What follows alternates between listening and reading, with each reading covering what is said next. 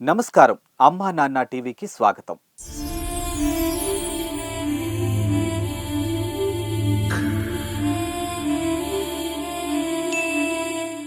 నడుము వాల్చేందుకు చోటు లేక రోడ్డు పక్కనే రైల్వే బస్ స్టేషన్ల వద్ద గోనె సంచులు ఫ్లెక్సీల్లో కప్పుకొని పడుకుంటూ కూడుకు గూడుకు మొహం వాచి ఏ సమయంలో ఎవరొచ్చి కొడతారో తెలియక బిక్కుబిక్కుమంటూ బతుకుతున్న సొంత వారంటూ ఎవరు లేని అనాథుల పాలిట శివనిలయమై వెలుగొందుతుంది అమ్మా నాన్న అనాథుల పుణ్యక్షేత్రం. కన్నవారంటూ ఎవరు లేని అనాథల కోసం 14 ఏళ్ల క్రితం గట్టు శంకర్ గారు నెలకొల్పిన ఈ రక్షణాలయం వందల మంది అనాథలకు అమ్మా నాన్న అయింది.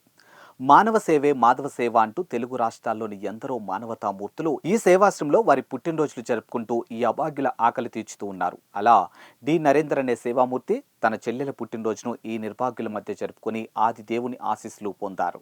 హైదరాబాదు నుండి అమ్మా నాన్న అనాథుల పుణ్యక్షేత్రానికి విచ్చేసిన డి నరేందర్ గారు భక్తి మార్గంలో సేవా మార్గంలో తరించారు. ఈ సందర్భంగా శ్రీ సోమనాథేశ్వర స్వామిని దర్శించుకుని స్వామికి జలాభిషేకం నిర్వహించి శివయ్య సంపూర్ణ అనుగ్రహానికి పాత్రులయ్యారు. అర్చకులు వారి కుటుంబ సభ్యులైన తల్లి మీనా, భార్య స్వాతి, సనవి, చెల్లెలు సమిత పేర్ల మీద వారి గోత్రమైన అక్షితల గోత్రంపై అర్చకుల పూజలు చేశారు.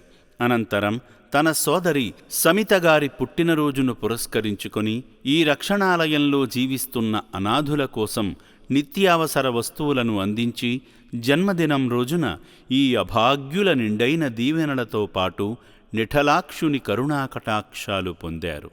600 మంది అభాగ్యులకు అండగా నిలిచిన అమ్మా నాన్న అనాథల పుణ్యక్షేత్రం ద్వారా సేవాభావంతో ముందుకు వచ్చి తమ సహాయ సహకారాలు అందిస్తున్న మానవ దేవుళ్లకు శాస్త్ర నమస్కారాలు. ఇక మానవ సేవే మాధవ సేవ అని తలచి మీ పుట్టినరోజు వేడుకలను, మీ కుటుంబ సభ్యులు జన్మదిన వేడుకలను ఈ సేవాశ్రమంలో జరుపుకొని ఆ అభాగ్యుల కడుపు నింపుతున్న మీలాంటి దయగల దాతలకు శ్రీ సోమనాథేశ్వరుడు ఆయురారోగ్య సిరి సంపదలను కలగచేసి మీ జీవితాల్లో సుఖ సంతోషాలు కలగచేస్తాడు.